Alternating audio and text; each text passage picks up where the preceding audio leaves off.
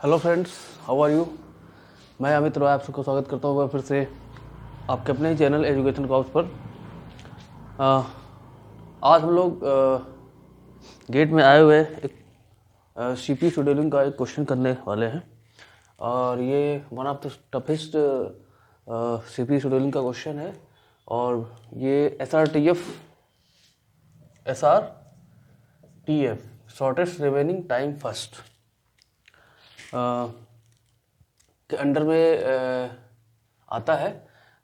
S R T F आप लोग को पता होगा, एस सी एफ है शॉर्टेस्ट जॉब फर्स्ट। तो जब एस सी एफ को प्रिम्पशन में हम लोग यूज़ करने लगते हैं तो वही हमारा एस आर टी एफ कहलाता है। ठीक है, प्रिम्पशन मतलब समझते हैं। प्रिम्पशन में आपका जो है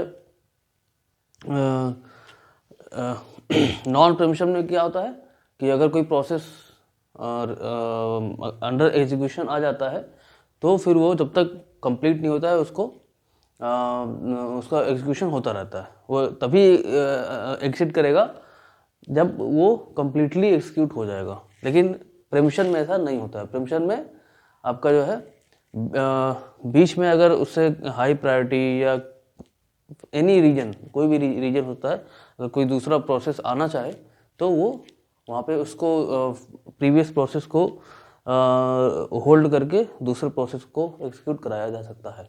ठीक है, तो ये इसमें हम लोग एस आर टी एफ का यूज़ करने वाले हैं। ठीक है, तो आइए शुरू करते हैं। इसमें बेसिकली ज़्यादातर तो वेटिंग टाइम पूछा जाता है, एवरेज वेटिंग टाइम, है ना। एवरेज वेटिंग टाइम पूछता है, लेकिन हम लोग इसमें सारा सब कुछ देख लेंगे क्या क्या पूछा जा सकता है। ठीक है, तो कंप्लीशन टाइम निकाल सकते हैं हम लोग।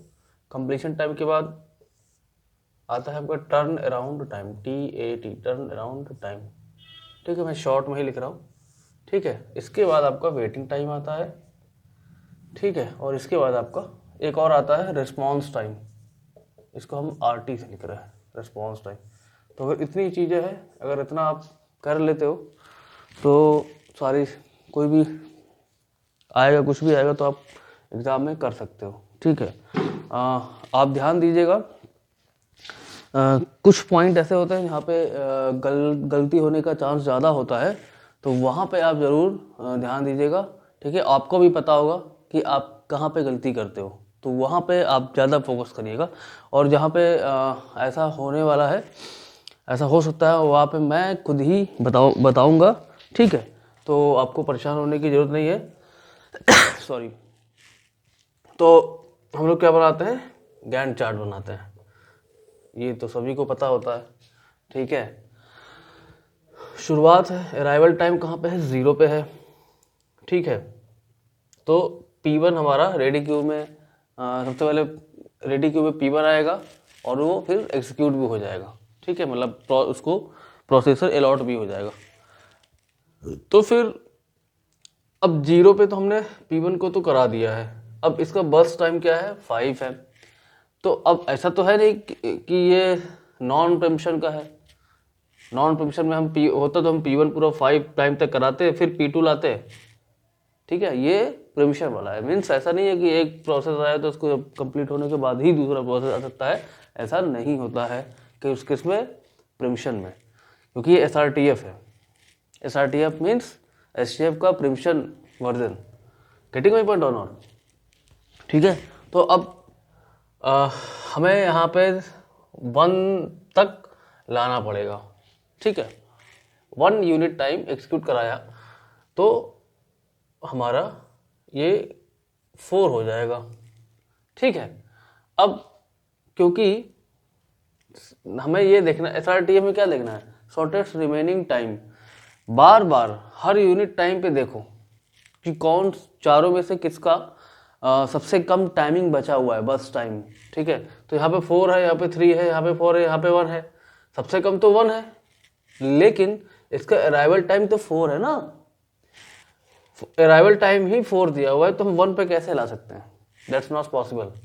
तो अब हमें 1 तक ही देखना पड़ेगा। तो अब 1 पे P2 आ रहा है, तो P1 और P2 में कंपेयर कर लो, इसका 4 बचा हुआ है, इसका 3 बचा हुआ है, दैट मीन्स P2 आना चाहिए क्योंकि इसका 3 है ना, इससे तो कंपेयर में देखा, कंपेयर किया तो कमी है ना इसका बस टाइम, तो P2 आ गया। ठीक है, अब P2 ऐसा नहीं है कि P2 आ गया तो P2 को ही करा देना है पूरा कंप्लीट, नहीं, यहाँ पे 2 आ गया, एक यूनिट टाइम इसको भी कराया तो इसका तो 2 हो गया, एक कम हो गया 2 हो गया। अब देखो, अब फिर हमें कंपेयर करना है, हर यूनिट टाइम पे कंपेयर करो, इसका P1 का 4 बचा हुआ है, P2 का 2 बचा हुआ है और P3 2 पे आ सकता है, यहाँ पे P3 आ सकता है, लेकिन इसका कितना बचा हुआ है, 4 बचा हुआ है। अब हमें कंपेयर करना है 4 2 और ये 4 में सबसे कम कौन सा है, 2 ही वाला तो है, that means P2 he continue करोगे, अगेन P2 3 पे आ जाएगा। ठीक है, अब इसका 1 बचा, फिर से कंपेयर कराओ, 3 पे तो P4 है नहीं, तो P4 तो गेम से बाहर है, तो 4 1 और 4 में कौन सा सबसे कम है, 1 ही वाला है, that means P2 he continue करेगा और यहाँ पे आपका 4 आने के बाद ये कंप्लीट हो जाता है, P2 कंप्लीट हो गया। नेक्स्ट अब आते हैं हम लोग, P2 तो कंप्लीट हो गया है ना, P2 पूरा कंप्लीट हो गया। अब आ जाओ, इसका 4 बचा हुआ है, इसका 4 बचा हुआ है, मतलब P1 का 4, P3 का 4 और P4 का तो 1 ही सबसे कम है। और अब यहाँ पे हम P4 को भी गेम में ला सकते हैं क्योंकि अराइवल टाइम इसका 4 है और हम 4 पे आ चुके हैं, और 4 4 1 में सबसे कम तो ये है ही, तो यहाँ पे हमारा आ जाएगा P4 और ये इसका बस टाइम 1 है ही, इससे ज़्यादा भी नहीं है, तो बस 5 पे आएगा और हमारा क्या हो गया, P4 भी यहाँ पे फिनिश्ड हो गया। अब बचता है P1 एंड P3, P1 और P3 में P1 4 है, P3 4 है। ठीक है, ध्यान रखना यहाँ पे भी कंफ्यूजन हो जाता है कि अब दोनों का अगर बस टाइम सेम है तो फिर किसको हमें प्रायोरिटी देना चाहिए, तो आप अराइवल टाइम देख लिया करो, अराइवल टाइम किसका सबसे पहले है, P1 का, क्योंकि 0 पे ही है तो आप P1 को पहले करोगे, तो अब P1 आ गया हमारा। ठीक है, अब यहाँ पे देखना है कि अब कितना चलाएंगे P1 को, तो अब क्योंकि देखो P1 अब 2 ही प्रोसेस ही है, P1 और P3, और 4 एक ले जाओगे तो 6 आ जाएगा, तो कितना बचेगा 3, कंपेयर करोगे तो यही कम रहेगा, दैट मीन्स अब यहाँ पे हम P1 को पूरा कंप्लीट करा सकते हैं, 5 + 4 9 पे कंप्लीट हो जाएगा क्योंकि P1 कम होता चला जाएगा। ठीक है, P1 भी कंप्लीट हो गया और फाइनली अब आपको फिर P3 आ जाएगा और P3 का 4 बचा हुआ तो 13, ये आपका जो है कंप्लीट गैंट चार्ट बन जाएगा। आई थिंक सबको क्लियर हो गया होगा, कोई इसमें डाउट वाली बात नहीं है, बस आपको ये ध्यान रखना है यहाँ पे कि एक प्रोसेस अगर आ गए तो ऐसा नहीं कि उसी को कंप्लीट कराना है, आपको बस टाइम देखते रहना है कि किसका कम है। अब कंप्लीशन टाइम देख लो, कंप्लीशन टाइम ये हर प्रोसेस के जो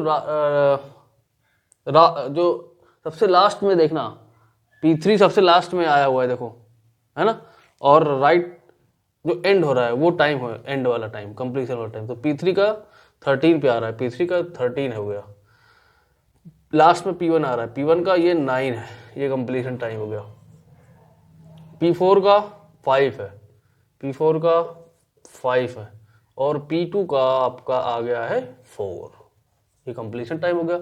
ठीक है, टर्न अराउंड टाइम क्या होता है, completion time minus arrival time, याद रखना, टर्न अराउंड टाइम क्या होता है, completion time minus arrival time, completion time इसका 9 है, अराइवल टाइम 0 है, 9 - 0 9, इसका 4 - 1 3, इसका 13 - 2 11, इसका 5 - 4 1, ये टर्न अराउंड टाइम आ गया। नाउ वेटिंग टाइम, सारे जो भी बता रहा हूँ उसको नोट कर लेना। अब वेटिंग टाइम क्या होता है, turn around time minus burst time, और जो ओरिजिनल बर्स्ट टाइम है, ठीक है, क्वेश्चन जो बर्स्ट टाइम गिवन है वही, तो 9 - 5 4, 3 - 3 0, 11 - 4 7, 1 - 1 0, ये आपका आ गया वेटिंग टाइम सबका।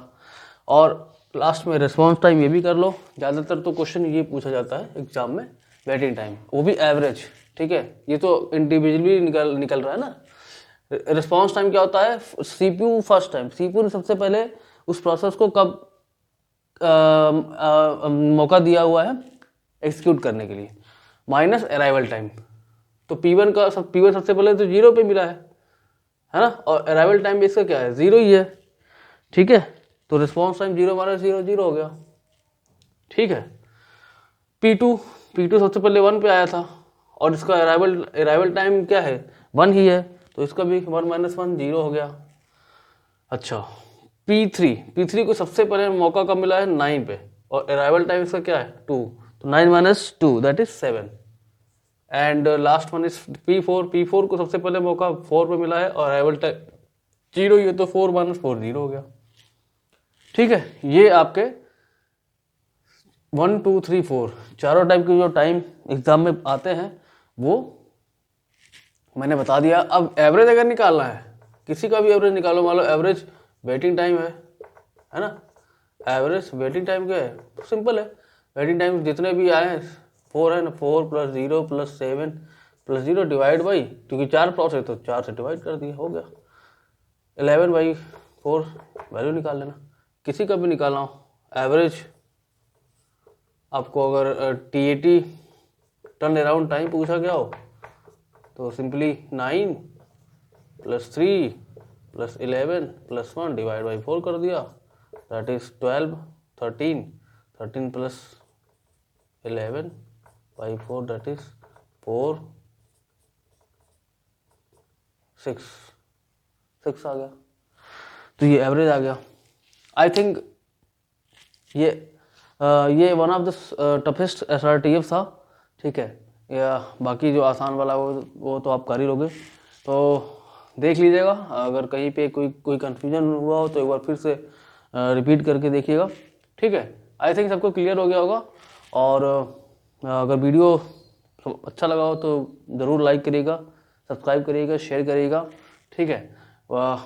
तो नेक्स्ट वीडियो में हम लोग फिर नेक्स्ट CPU शेड्यूलिंग एग्जाम्पल के साथ मिलते हैं। तब तक के लिए दीजिए इजाज़त। Good night, thank you.